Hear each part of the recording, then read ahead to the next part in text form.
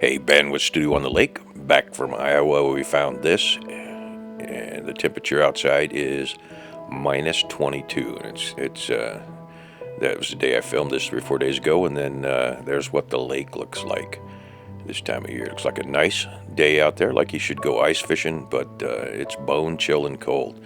So here's the path going out to the studio.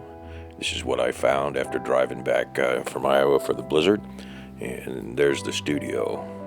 Got a good fire going out there.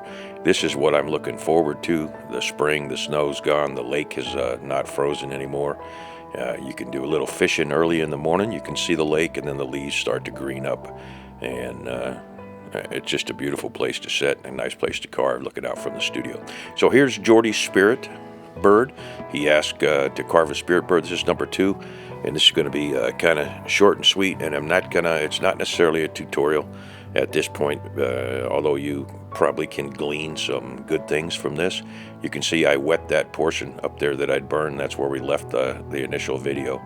There's a stone, a little ceramic stone, and I'm putting in the fine feather lines, and they don't come out real well on the camera. If you look at this guy in person, up close and personal, live, as they say, a lot of these carvings look better. I think almost all of them look better when you're holding it in your hand or you're looking at it, because you can get a little further away from it. Carvings are not meant to be looked at what I got here, which is 6 or 8 inches away once you focus in, although I filmed this at 4 feet. So I went all the way around it and finishing it up, and I did all the flow stuff in the one before, and if I had a little bit wider, it'd been nice to have a little more flare on the left side. But you remember, this guy started out as a proof of concept to see if I could do it. I really like how it turned out. I'm not 100% sold on it. I would have done the bird a little bit differently in there, and I may get back to doing these, but I slowed this, or ran this portion at the same speed. This is the last pass. I'm happy with everything else.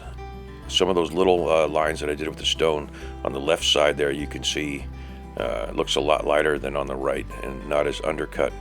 When I brush this off with the brass brush at the end and put the finish on it, you're only going to get 1 or 2, I think 1 coat on here, and I'll put 2 or 3 more on, more coats on there as it goes through. Just a clear acrylic with no stain. But here I'm coming back through and cutting the parts of the feathers that I really want to show. Now, parts of this I really liked, and part of it, one of my favorite parts is this tail going down here. It turned out just awesome the way that it flows, and the feathers come down through here. So I'm really happy with that portion, and I will duplicate that in a future one. And then I probably will change the bird up, probably hide him a little bit more back in the wood, and who knows, a lot of times the wood will dictate. This is cottonwood bark, came from Jordy up there in Canada at Carving Fusion, and I thank Jordy for sending that. I've got some basswood that I'm cutting slowly, and I'll have a box off in the mail. The basswood weighs quite a bit, and it's kind of pricey to send stuff up to Canada, but that's not a problem. We'll get that basswood out here as soon as I can get out to the farm and get into the big stash of basswood, the secret stash of basswood. So I'm coming all the way around on the last burn, and I'm just delineating, doing some fairly heavy runs through here and delineating the feather groupings out.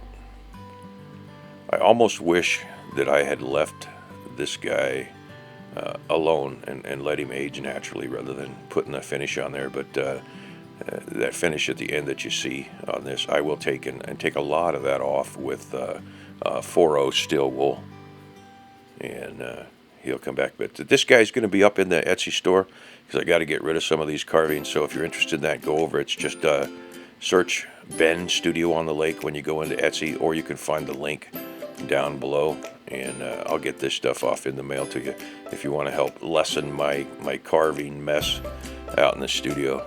In the spring, when I get to clean it up out there, the carvings that you'll see hanging around are the ones that I still have got, and I've got carvings from years. I mean, I open up a box that's out in the shed somewhere, and I'll find a box of carvings that I haven't sold over the years or didn't sell. So there he is prior to the finish that I'm going to put on him. And like I said, I kind of wish I'd left him alone, but there he is with one coat, and I haven't scraped the finish off the eye. I'm going to take some steel wool and blow that down, but that'll be in the Etsy shop. So like, subscribe, and comment. Thanks. It's been Ben with Stu on the Lake.